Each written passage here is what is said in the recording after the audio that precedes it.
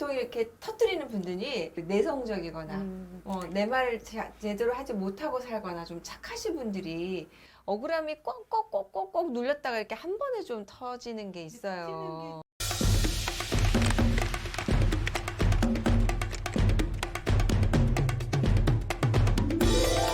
안녕하세요.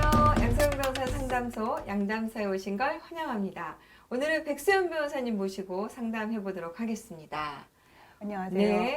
오늘 사연은 보니까 추석맞이 사연 같아요. 단골, 명절 네. 단골.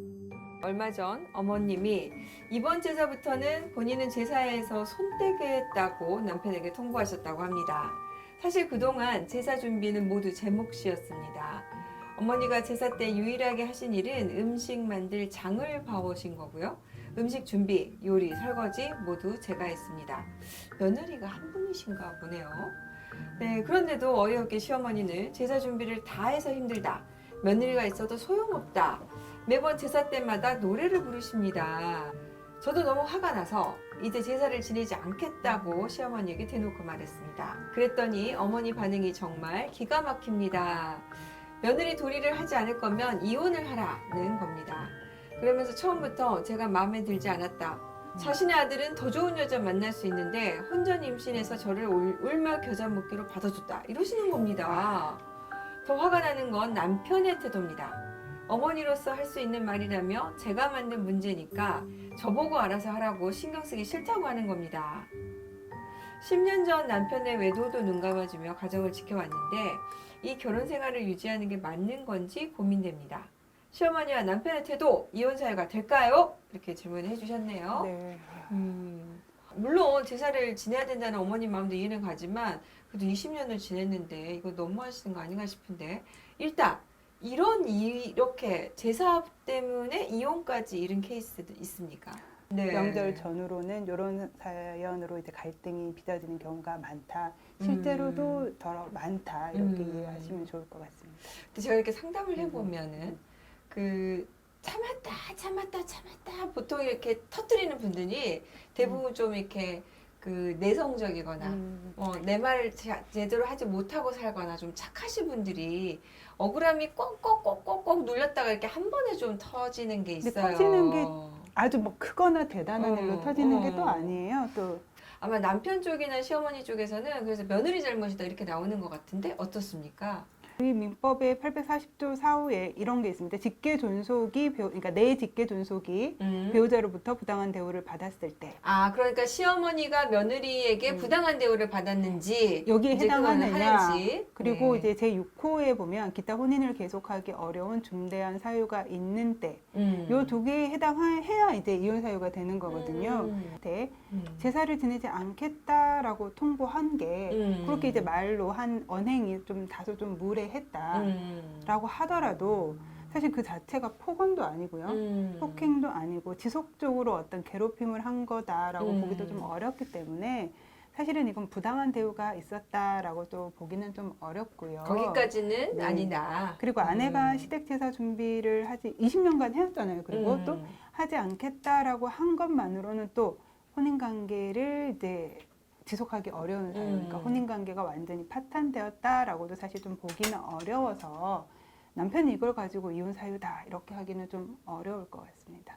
이제 법원에서 이걸 좀 가린 경우가 있었어요.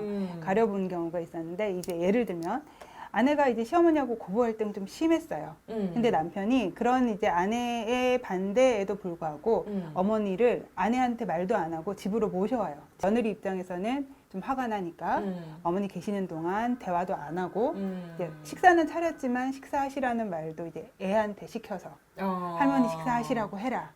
그랬더니 이제 남편이 왜 우리 어머니한테 이렇게 무례하게 하느냐. 이거는 며느리 도리가 아니다.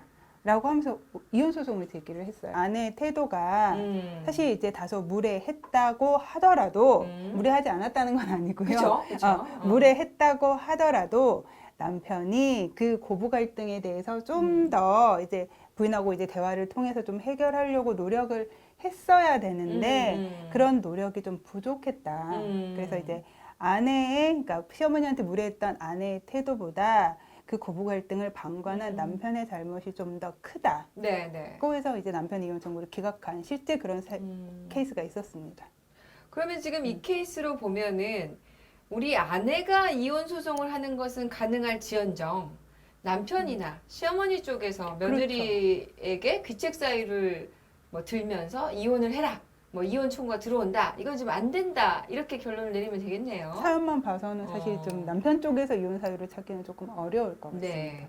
변호사님 사실 우리가 명절 전후에서 네. 이런 그 고부 갈등, 뭐 장서 갈등 이런 거 많지 않습니까? 그래서 이렇게 명절을 앞두고 가족들끼리 만나야 되는 상황에서 좀 어떻게 하면 좋을지 조언 좀 해주시죠. 이번 추석에는 정말 같이 제사 준비한 며느리한테도 네. 고맙다 한마디 하는 거 어렵지 않고 그죠. 그렇죠. 그 말 들은 며느리는 또 시어머니한테 이런 말 안 하고 다음에 또 열심히 제사 준비를 할 수도 그럼요. 있는 거니까요. 네. 서로 고마웠다, 감사하다 이런 음. 말씀을 전할 수 있는 그런 명절 되었으면 좋겠습니다. 정말 고마워해주고 내가 이렇게 노력하고 있다는 거 알아주면 사실 더 열심히 할 수 있거든요. 또 제사 준비가 어려운 게 네. 아니거든요. 뭐 처음부터 마음에 들지 않았다. 우리 남편 다른 데 가면 더 좋은 여자 맞아. 제발 어머님들 그런 얘기 좀 하지 마세요. 못 만납니다. 그런 여자 못 만나요. 그 요새 세상에 20년 동안 혼자 제사 지내는 외며느리가 어딨어요. 그죠? 좀 서로 고마운 마음 표현하는 네. 명절 되셨으면 좋겠습니다. 네, 오늘 상담 도움 되셨다면 구독, 좋아요 부탁드릴게요. 감사합니다. 감사합니다.